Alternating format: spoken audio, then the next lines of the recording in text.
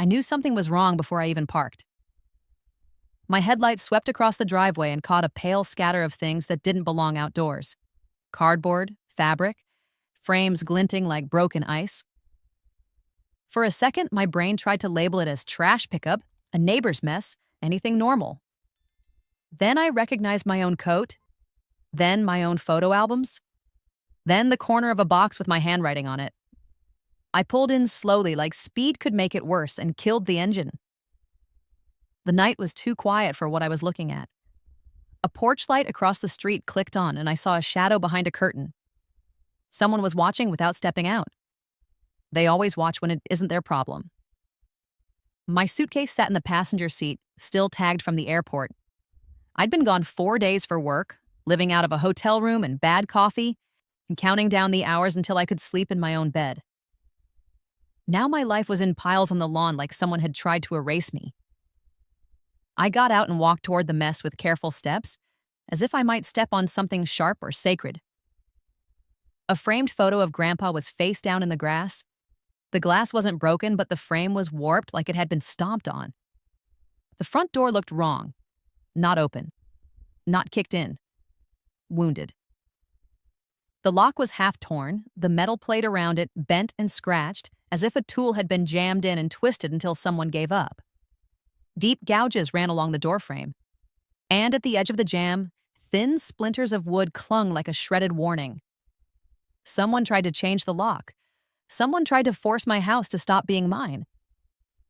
I set my suitcase down and reached for my keys, that hand steady in a way that felt almost unnatural.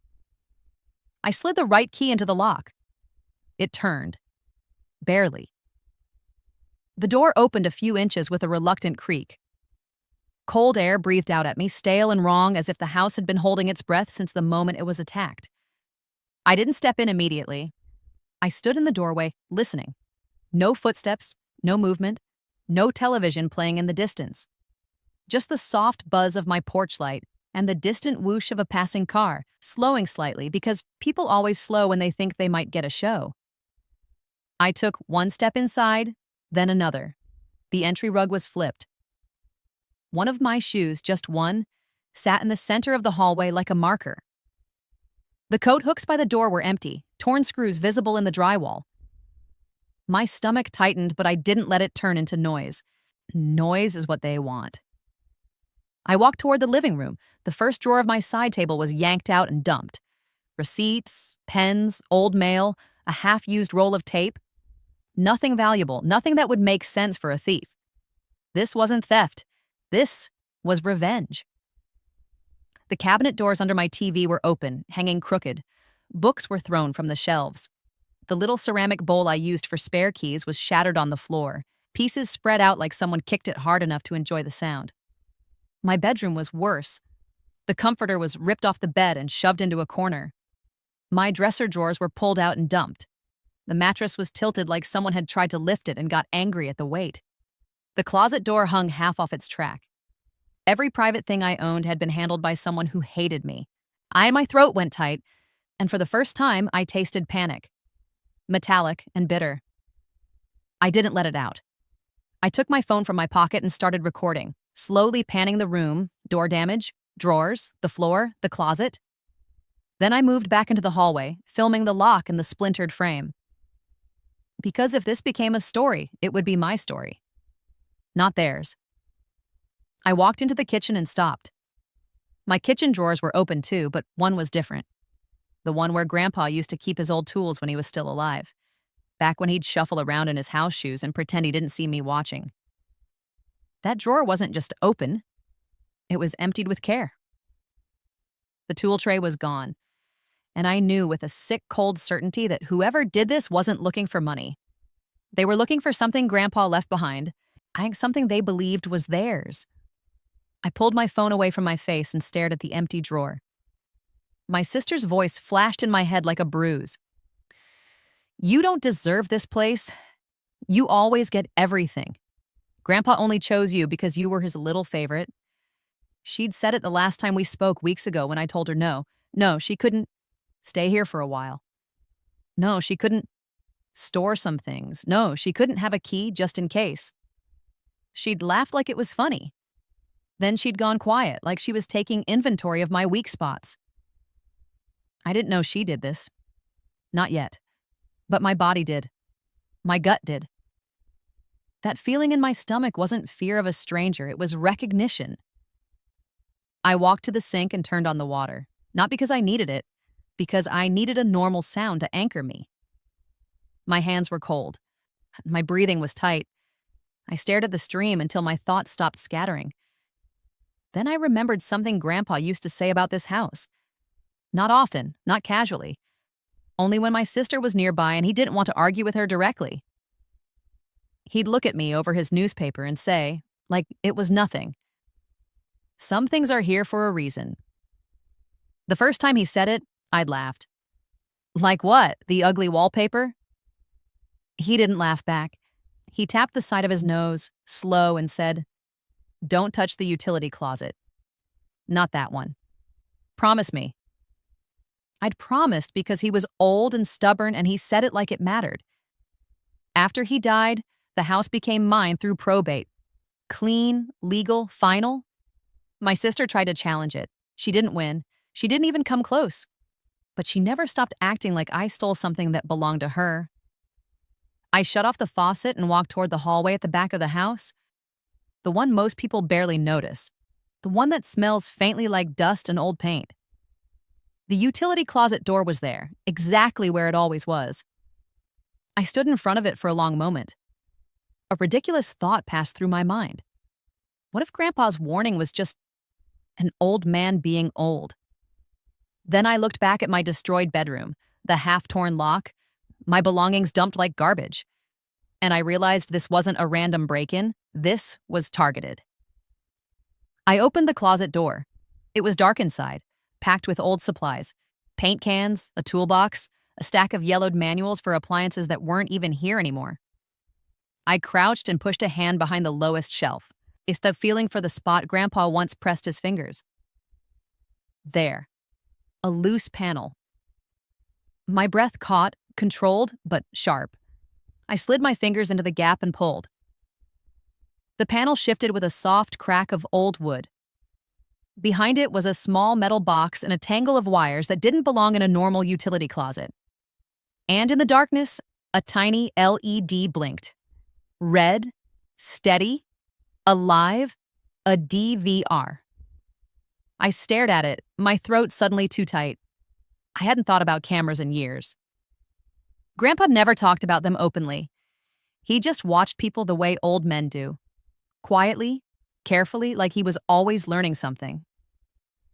My hand stayed steady as I reached in, found the power button, and pressed it. The monitor attached to the DVR flickered. A grid of feeds appeared. Hallway, living room, kitchen, front porch, side window. Each one stamped with a date and time. Each one proof that Grandpa hadn't been paranoid. He'd been prepared.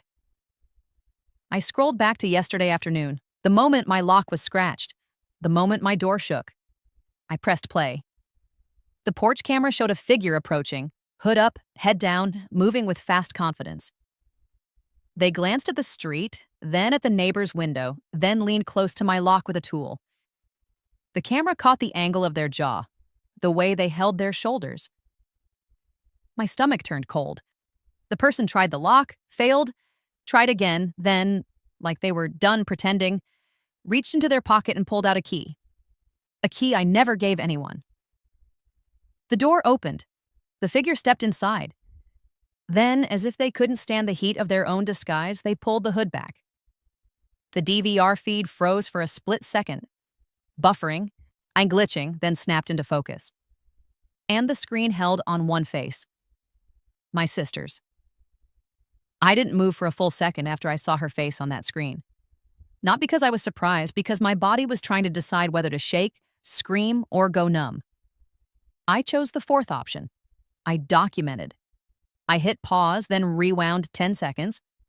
I played it again, slower this time, watching the exact moment my sister pulled the hood back like she was proud of what she was about to do. Then I reached behind the DVR and found the ports Grandpa had hidden as neatly as everything else he did. USB, HDMI, a tiny slot for an SD card. This wasn't some cheap toy, this was a system. A plan. I pulled my laptop out of my work bag right there on the hallway floor, connected it, and copied the footage to 2 places. A folder on my hard drive and a cloud upload that started spinning immediately.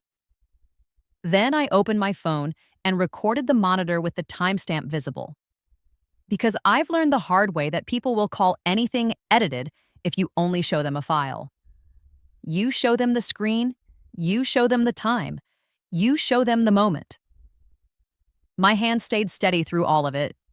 My throat didn't. When the upload bar hit halfway, I rewound to the point where she entered the house. She didn't just unlock the door, she unlocked it like she owned it. No hesitation. No checking over her shoulder except once. One quick glance at the neighbor's window, like she already knew no one would stop her.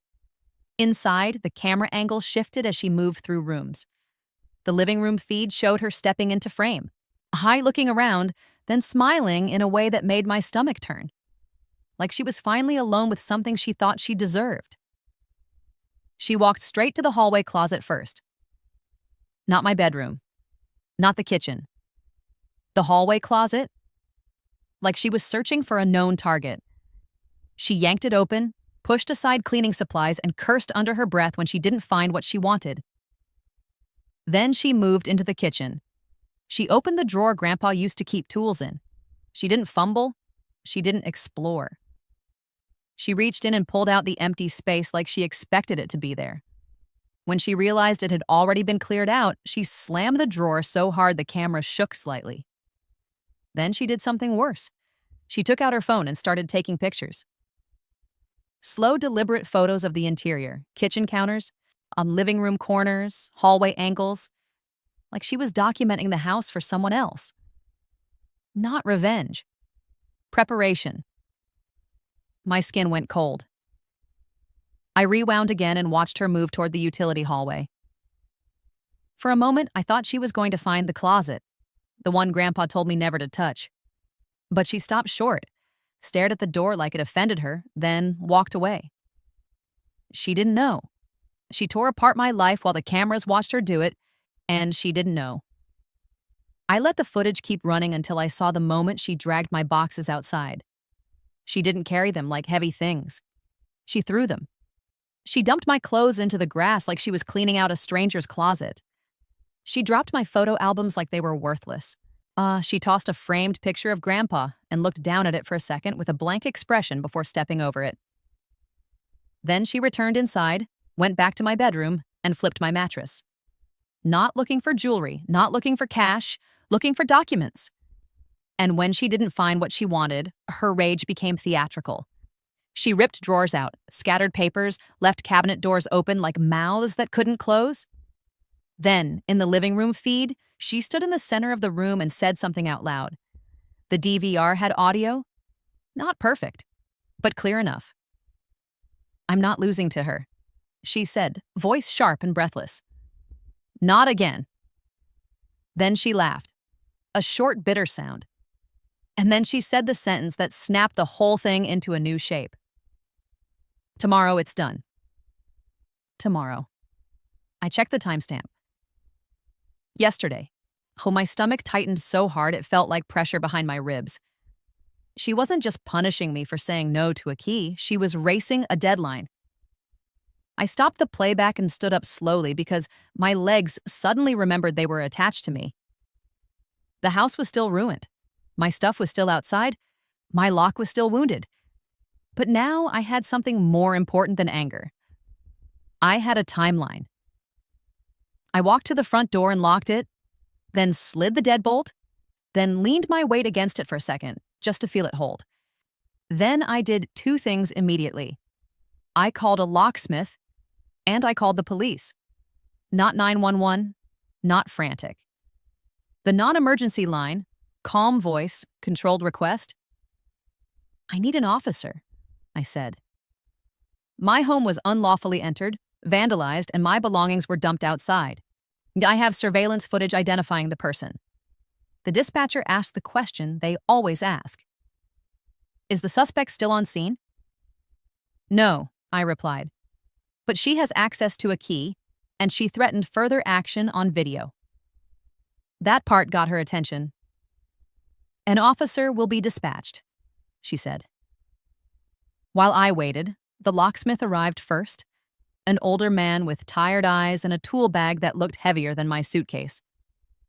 He didn't ask for drama. He asked for the door. When he saw the gouges around the lock, he whistled once, low. "Someone tried to force this," he said. "Yes," I replied.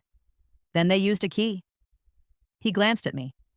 "You want it rickade or replaced?" "Replaced," I said. "And add a high-security deadbolt." He nodded like he approved my tone. While he worked, metal clicking and drilling in steady rhythms, I kept my phone recording short clips of the damaged frame and the lock removal. Not because it was interesting, because it was proof. The police arrived just after the locksmith finished tightening the final screws. A patrol officer and his partner stepped onto my porch.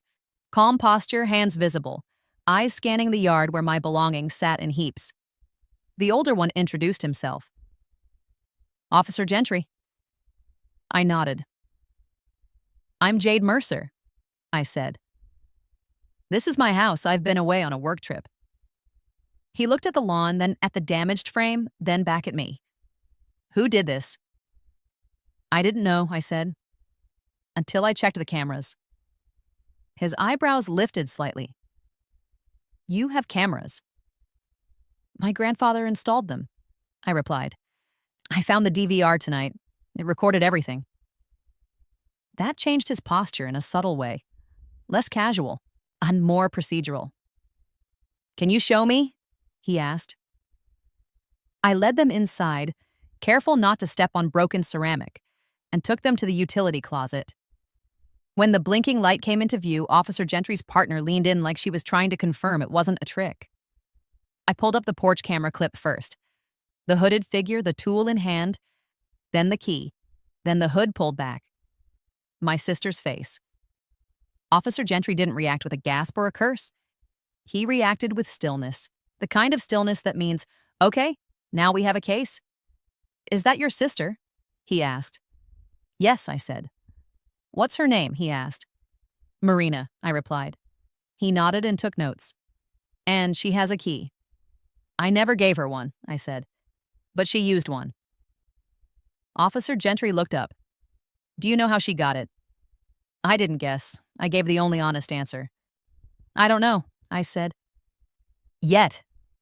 His partner asked, "Has she threatened you before?"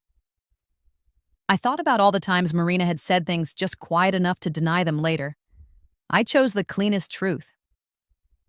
"She's been trying to get control of this house since my grandfather left it to me," I said. "She's angry, and she escalates when she doesn't get what she wants." Officer Gentry's pen paused. "Your grandfather left you the house." "Yes." That mattered to them. Ownership, motive, intent.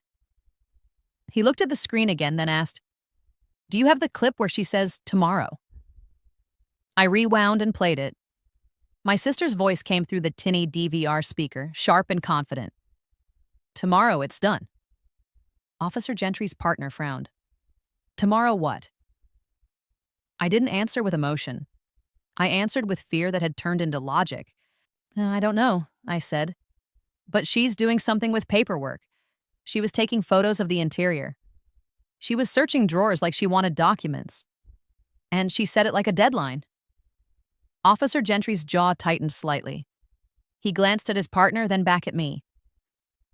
"Ms. Mercer," he said, "I'm going to file this as unlawful entry, criminal mischief, and burglary, because she entered with a key you didn't give, and she damaged property and went through your belongings." My throat tightened again, but my voice stayed steady. "I want charges," I said. He nodded once. "Okay." His partner looked at the closet panel and the DVR. "We need a copy of that footage," she said. "I already backed it up," I replied, and I showed them the cloud upload progress, now complete. Officer Gentry handed me a card with a report number. "A detective may follow up," he said. "Given the family angle, people try to talk victims out of pushing it. Don't let them." "I won't," I said.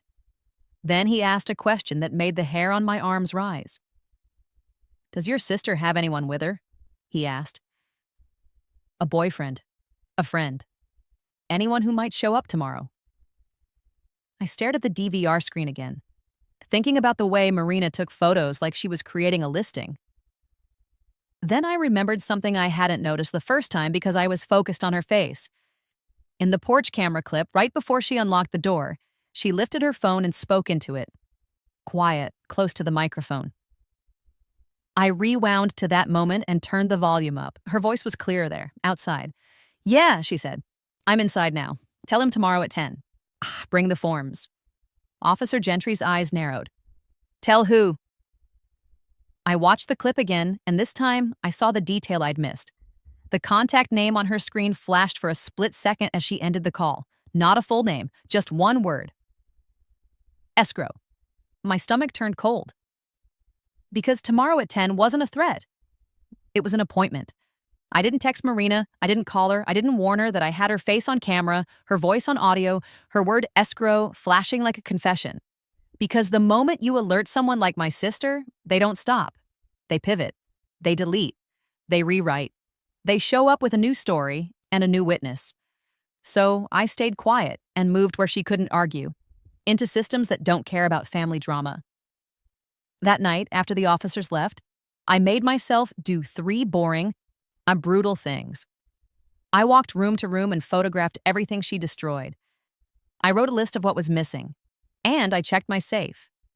The safe was still bolted to the closet floor, but the folder inside, the one with my property deed copies, my title policy, Grandpa's probate letters, was disturbed. Pages out of order. Tabs bent. The kind of disturbance that means someone didn't just rummage. They searched with intention, and one document was gone. A certified copy of the last probate order naming me as personal representative. My stomach turned cold. Because that was the document that lets you speak to banks, speak to insurers, speak to the county like you're not just a relative. It was power. On paper. And Marina didn't steal my clothes to hurt my feelings. She stole that paper to move the house. I barely slept. When I did, and it was in short, shallow drops, like my body didn't trust the dark anymore. At 7:30 the next morning, I was at the county recorder's office with my report number in my hand and my laptop in my bag. The waiting room was already full. People held marriage licenses and contractor liens and stacks of tax notices. A mother bounced a baby on her knee. A man in a work vest stared at the floor like it owed him money. No one looked at me. No one knew my house had been violated. That anonymity was a gift. When my number was called, I stepped to the counter and slid my ID forward. "I need the full parcel history for my address," I said. "And I need to place a fraud alert. I have a police report. I have surveillance footage identifying the person who entered." The clerk, woman in her 40s with sharp eyes and a tired mouth, typed my address, and her fingers paused. Then she leaned closer to her screen, and something subtle changed in her expression. Not shock. Recognition. "Okay," she said quietly. "I see your property." I kept my voice calm. "Can you tell me if anything was recorded recently?" She clicked into the document list. "Yesterday," she said. My chest tightened. "What was recorded yesterday?" She didn't answer immediately. She clicked again, deeper, slower, like she wanted to be sure before she said it out loud. Then she looked up at me. "2 documents," she said. "One is a change of mailing address request for the tax statements." My throat tightened. "To where?" The clerk read it. "To a different address." I already knew whose. "Okay," I said. "What's the second?" She swallowed once, then said it. "A power of attorney." The room didn't spin. My vision didn't blur. I just felt the air get thinner. "A power of attorney for what?" I asked. The clerk clicked and rotated her monitor slightly, enough for me to see without her fully showing it. "Durable power of attorney principal, Jade Mercer. Agent, Marina Mercer." My sister. My throat tightened so hard it hurt. It says I signed this, I said, voice flat. The clerk nodded once. It says you granted your sister authority to handle real estate transactions on your behalf. Real estate transactions. The words landed like a door slamming. The clerk kept going, reading like she was documenting a storm. It also includes a statement that you are unable to manage your affairs at times, and that this POA is effective immediately. I felt something cold move behind my ribs. Because Marina didn't just want the house, she wanted my credibility. She wanted a document that made it sound reasonable when I screamed. She's confused. She's unstable. She signed it and forgot. I steadied my hands on the counter. When was it recorded? The clerk read the timestamp. Yesterday at 9:12 a.m. 9:12? I was still in a hotel yesterday morning, packing my laptop, checking out, flying home. While I was in the air, my sister was building a legal puppet version of me. I swallowed once. Who submitted it? The clerk clicked a metadata tab and her mouth tightened. Submitting party is listed as Baycrest Escrow Services, she said. Method, e-recording. There it was again. Escrow wasn't a contact name on a phone. Escrow was a pipeline. I kept my voice controlled. Is there anything pending to record? The clerk clicked into a queue view. Her eyes narrowed. She scrolled. And then she stopped. And she didn't speak for a moment, which told me everything before she said a word. There's an additional package, she said finally. It's in the pending queue. My chest tightened. What kind of package? She looked up at me, careful. A quitclaim deed, she said. From you? To your sister. My throat went dry. And it's scheduled, she added, voice lower, to finalize at 10 a.m. today, pending the last verification. Today? Not tomorrow. My hands went colder. My mouth stayed calm. 10 a.m., I repeated. Yes, she said. It was submitted late last night. It's tagged as urgent and references the POA as authority. That's what Marina meant when she said, tomorrow, it's done. Tomorrow was her closing, her meeting, her celebration. But the recording, the legal switch, was set for this morning. I checked the wall clock behind the clerk. 9:41. 19 minutes. I didn't raise my voice. I didn't plead. I didn't perform. I did what Grandpa taught me without ever saying it directly. I forced the moment into a record.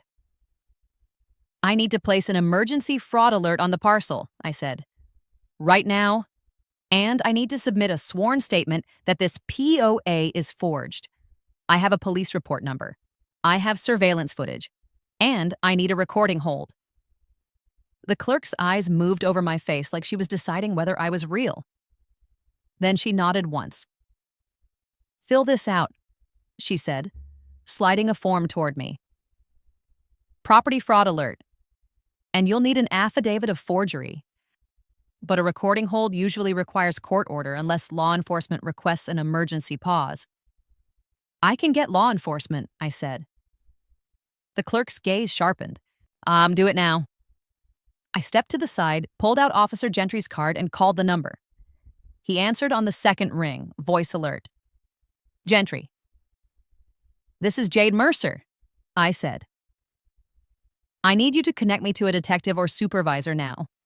My county recorder shows a forged POA recorded yesterday, and a quitclaim deed is pending to record at 10 a.m. today using that POA. A pause, short, tight. Stay there, he said. Don't hang up. I didn't. I watched the clerk's screen out of the corner of my eye as she kept scrolling, printing, annotating. She wasn't being nice. She was being correct. The phone clicked, and a new voice came on, lower, older, sharper. Detective Landon, he said.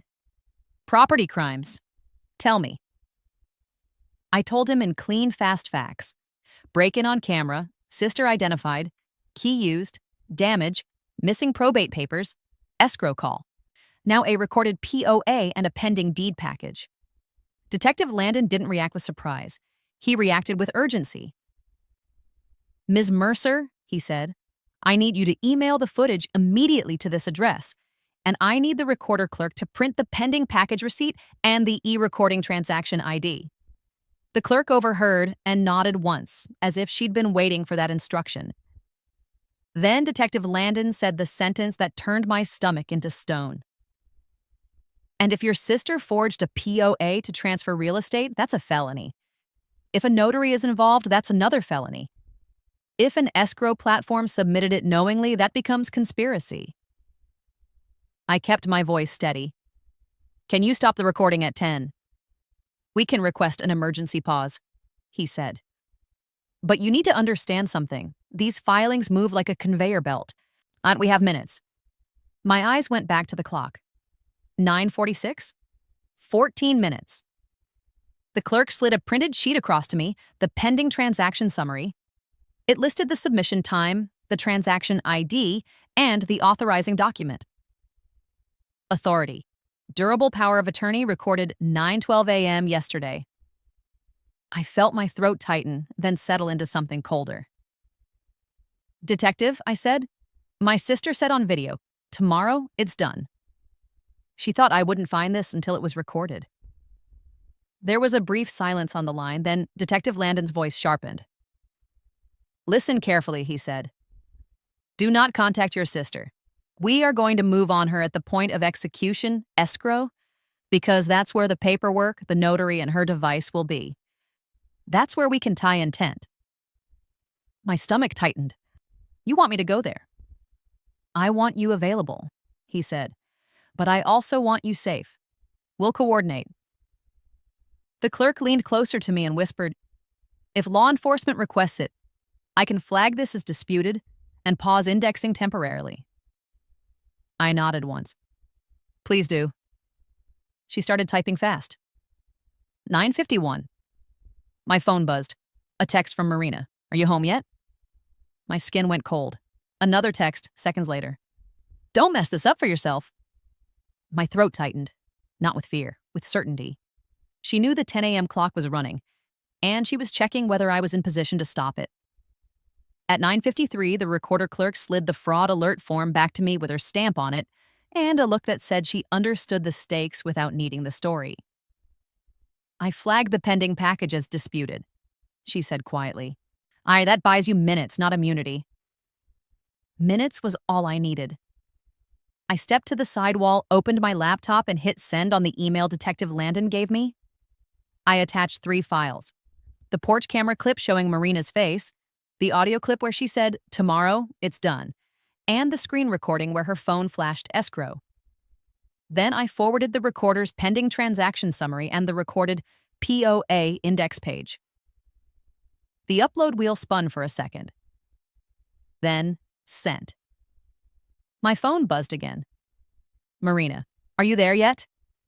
I didn't answer. I took a screenshot and added it to the same email thread. Because the difference between a suspicion and intent is usually one stupid message. Detective Landon was still on the line. I could hear him typing, fast, clipped, like he was building probable cause in real time. Ms. Mercer, he said, I'm dispatching 2 units to Baycrest Escrow. I'm also calling the e-recording platform compliance desk to request an emergency pause under fraud investigation. Will they do it? I asked. They'll do it if we give them a report number and a supervisor request, he said. And you already have both. The clerk leaned over the counter slightly. Tell him the package is in the queue under transaction ID, she said, and rattled off the numbers like she'd read them 1,000 times. I repeated them into the phone. Landon didn't thank me with emotion. He thanked me with action. Good, he said. Now listen carefully. I need you to go to Baycrest Escrow. My stomach tightened. Right now. Right now, he confirmed. Do not walk in alone. Do not announce yourself. Park across the street. Keep your phone on. If you see your sister, do not approach. We want her in the act. Device, documents, notary, escrow instructions. That's how we make it stick. My throat tightened as the truth of it hit me. They weren't just trying to stop the deed. They were trying to lock the door behind her. Okay, I said. I grabbed my folder, fraud alert stamp, certified parcel history, pending package summary, and walked out of the recorder's office without looking back. In the parking lot, I checked the time. 9:58. 2 minutes. I drove like the speed limit was a suggestion and every red light was a negotiation. No swerving, no panic. Just clean, determined movement. Baycrest Escrow sat in a low, beige office building downtown, the kind with tinted windows and neutral landscaping designed to look forgettable, a place where big decisions happen quietly and no one wants attention. Perfect for someone like Marina. I parked across the street behind a row of cars and killed my engine. Then I waited. My hands were cold on the steering wheel. My breathing stayed controlled. I watched the glass doors like they were a stage. At 10:01, a silver SUV pulled into the lot. Marina stepped out. Not rushed, not nervous. Dressed like she was going to a meeting where she expected to win. Blazer, sunglasses, a slim folder tucked under her arm like a menu at an expensive restaurant. She didn't look at my house. She didn't look over her shoulder. She looked straight at the door and walked in like she belonged there. My stomach tightened hard, but I didn't move. Because if I walked in, she'd pivot into a performance. She'd turn into the victim. She'd claim I was harassing her. So I stayed in the car and let the system approach her first. At 10:03, 2 unmarked cars rolled into the lot with the quiet confidence of people who don't need sirens to be obeyed. Detective Landon stepped out of the first one. I recognized him immediately. Same voice, same posture. He scanned the building, saw my car across the street, and lifted a hand slightly in a small stay gesture.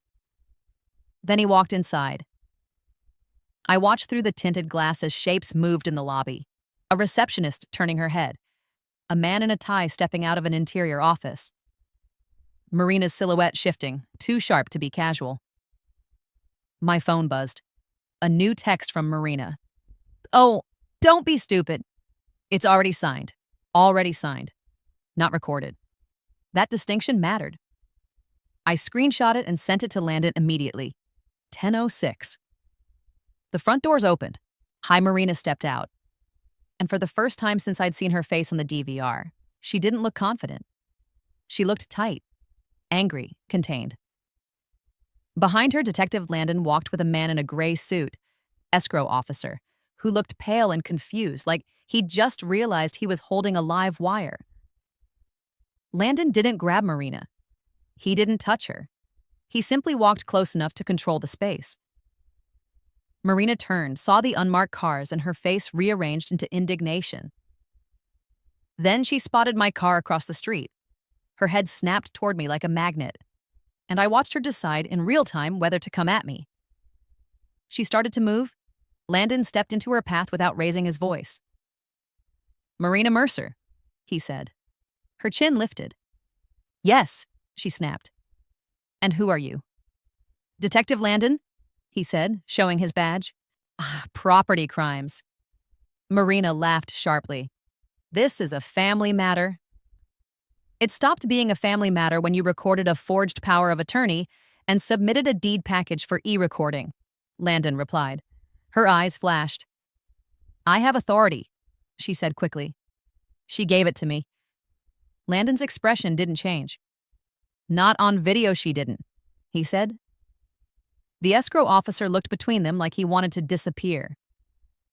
Landon turned slightly and spoke to him, not Marina. "Sir," he said, "I need the transaction file. Now, the intake forms, the ID verification, the notary certificate, and all communications." The escrow officer swallowed. We can pull it up," he stammered. "But we followed procedure. We had a recorded POA. And now you have an active fraud case," Landon said. "So you're going to preserve everything." Marina's voice rose. "This is harassment. She's unstable. Landon cut her off with one calm sentence. "Your phone," he said. "Hand it to me." Marina blinked hard. "No." Landon didn't move. "If you refuse, I'll seek a warrant, and I'll include obstruction. Your choice." Marina's fingers tightened around her folder. Then she did what she always did when she sensed the system might actually work. She tried to weaponize the crowd. She turned her voice outward toward the sidewalk, toward passing cars. "This is my sister," she called, loud and performative. "She's trying to ruin me because Grandpa left her everything." A man walking past slowed. A woman at the corner glanced over. Marina wanted witnesses. Landon didn't care. He nodded once to the two plainclothes officers behind him. "I detain her," he said. The officers stepped in smoothly, taking her arms. Firm, controlled, no drama. Marina jerked. "Don't touch me." Landon's voice stayed even. "You're being detained for investigation of forgery, filing a false instrument, and attempted fraudulent conveyance." Marina's face went pale, just for a second, before anger rushed back in. "This is insane," she hissed. "It's already done." Landon looked at her sharply. "What's already done?" Marina's mouth curled into a small, ugly smile. "The deed," she said. "It's already recorded. I watched them submit it."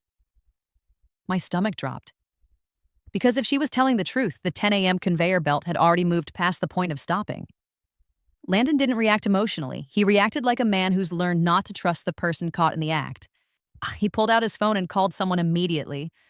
I could only hear fragments from across the street, but I saw his posture change when the answer came through. He listened. He looked at Marina again. Then he spoke, loud enough for her to hear. "No," he said. "It wasn't recorded." Marina's smile faltered. Landon kept going. "The recorder flagged it as disputed. The e-recording platform placed an emergency compliance hold. Your package is frozen." For the first time all day, Marina looked genuinely scared. Because in her mind, the deed was the finish line, and Landon had just told her she was still standing in the middle of the track, caught, documented, and surrounded. But Marina didn't collapse. She did something worse. Her eyes flicked to me across the street, sharp and hateful. And then she leaned toward Landon and said, low enough that most people wouldn't hear, but loud enough that I did. "Fine," she whispered. "Then I'll tell you what you really need to know." Landon's eyes narrowed. "What?" Marina's lips trembled with rage and satisfaction at the same time. "The cameras," she said. "Grandpa's cameras. Ask her where they are." My stomach went cold. Because she wasn't guessing. She knew there was something else in this house, something Grandpa hid for a reason, and she was about to use it as leverage to destroy me. Detective Landon didn't look at me when Marina said it. He looked at her like she'd just admitted the part she thought was a threat. "Grandpa's cameras," he repeated, calm. "Why are you bringing that up?" Marina's mouth tightened. Her eyes flicked toward me across the street, then back to him. "Because she's hiding something," she said. "He had cameras all over that house. He recorded people. Without consent." Landon's expression didn't change. "It's her residence," he said. "Private security cameras are not a crime." Marina laughed sharply. "Not when you're spying on family." Landon stepped closer, lowering his voice. "You want to talk about family," he said. "Or you want to talk about the forged power of attorney you recorded yesterday?" Marina's jaw tightened. She pivoted immediately, trying a new angle. "She wasn't even there," she snapped. "She was out of town. She doesn't know what she's talking about." Landon didn't bite. "Actually," he said evenly, "we have your face on a porch camera unlocking her door with a key. We have you on audio saying, 'Tomorrow, it's done.' We have you in messages coordinating a 10 a.m. recording. And we have an escrow officer telling us you presented a power of attorney as authority to transfer her property." Marina's eyes flared with rage. "It was my house too," she hissed. "Grandpa only gave it to her because she played the sweet one." "That's not how title works," Landon said. Then he did the thing people like Marina never expect. He refused to debate reality. He turned to the escrow officer again. "I need the transaction file printed and exported," he said. "Now, I need the ID verification documents used. I need the notary certificate, I need the audit log showing who uploaded the POA and who initiated the recording request. The escrow officer nodded too fast. Yes. Yes, detective. Marina tried to lunge verbally back into the spotlight. You can't take my phone, she snapped. You don't have a warrant. Landon held his hand out again, steady. You can hand it over voluntarily, he said. Or I can seize it incident to detention and seek a warrant for the contents, but either way, that device is evidence. Marina's breath hitched. She realized she'd been texting and calling like those words wouldn't become a trail. Her fingers tightened around the phone once more. Then she shoved it into her blazer pocket like that would protect her. Landon nodded to the officers. They patted her down, removed the phone, and placed it in an evidence bag without ceremony. Marina's face twisted. This is because she's jealous, she spat, voice rising again for the sidewalk. She's always been jealous of me? Landon didn't even glance at the bystanders. He looked straight at Marina and said, the clear and final, you are under arrest. The words landed on her like a drop. For half a second, she didn't understand. Then her posture cracked. For what? She demanded, voice suddenly smaller. Landon's tone stayed procedural. Forgery, filing a false instrument, attempted fraudulent conveyance, burglary, and criminal mischief for the damage and removal of property from her home. Marina's eyes widened. Burglary? I had a key. That makes it worse, Landon said. You entered without permission with intent to commit a crime. Her mouth opened, then closed. Her gaze snapped to me again, desperate now. Like she expected me to step out and fix it. I stayed in the car. I stayed behind glass. Because the second I stepped into her orbit, she'd try to turn this back into a family argument. And I wasn't giving her that oxygen. And they guided her toward the unmarked car. Marina twisted her shoulders, trying to look dignified, while her wrists were being positioned behind her back. Tell her to stop, she snapped at Landon. Tell her to drop it. Landon didn't look at me. It's not her anymore, he said. It's the state. Marina went pale at that, because the state doesn't negotiate with tears. A few minutes later, Landon walked across the street to my car. He didn't ask me to come closer. He didn't invite drama. He spoke through my cracked window.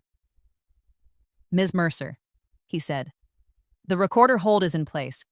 The deed package is frozen. Your sister's phone and the escrow file are being seized as evidence. I nodded once, hands steady on the steering wheel. Thank you. He studied me for a beat. She mentioned cameras, he said. Do you have them? I do, I replied. My grandfather installed a DVR system. I found it last night.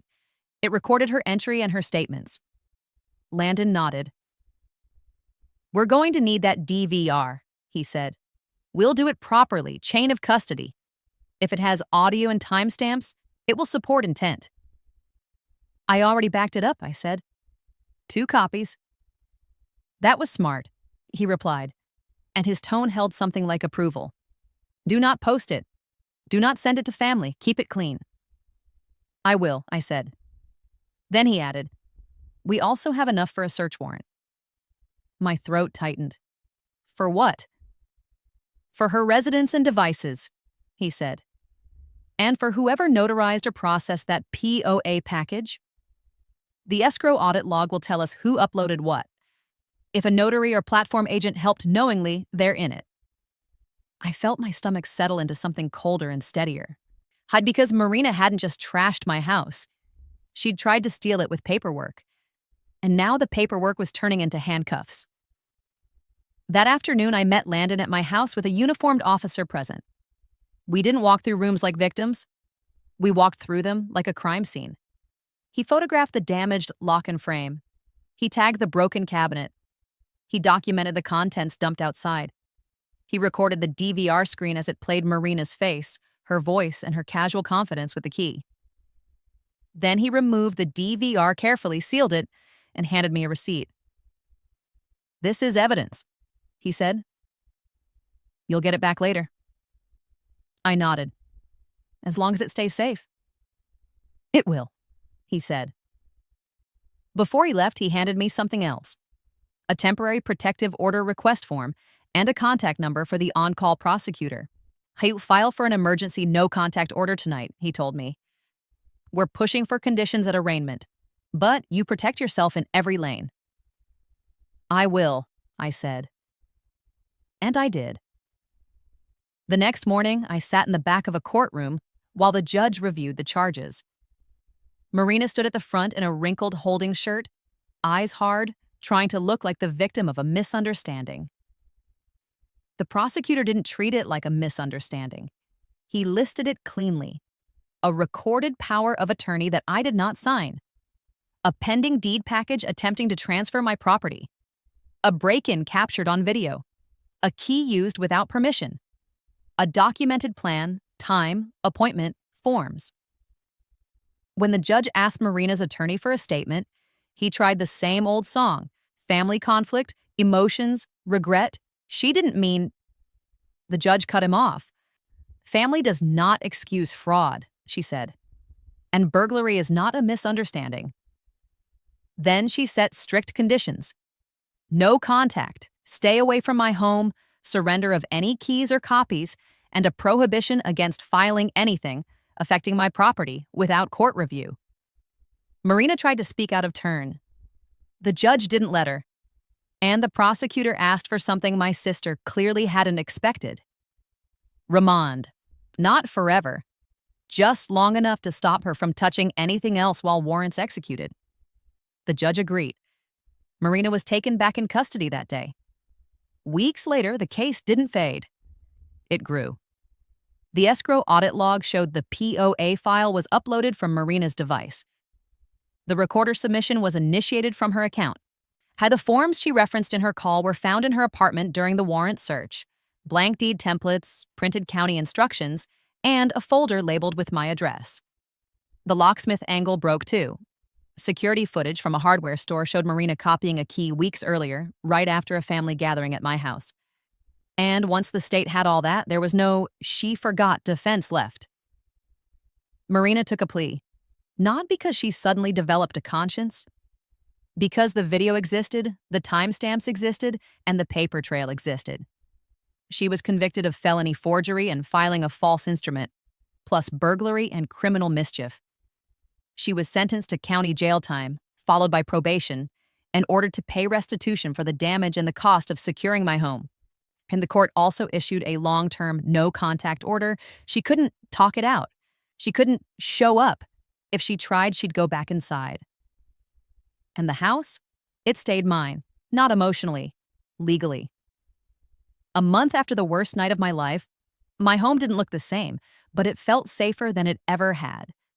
New locks, new security, new boundaries that weren't negotiable because they weren't mine alone anymore. They were backed by court orders. I framed one photo that survived the lawn, Grandpa smiling in his old chair, and I hung it by the entryway where my sister tried to turn my life into a spectacle. Every time I pass it, I hear his voice again. Some things are here for a reason. If your sibling trashed your home and tried to steal it with paperwork, would you forgive them? Or would you let felony charges stand so they never try it again? Tell me in the comments, and if you want more stories like this, hit like, subscribe, and I'll see you in the next video.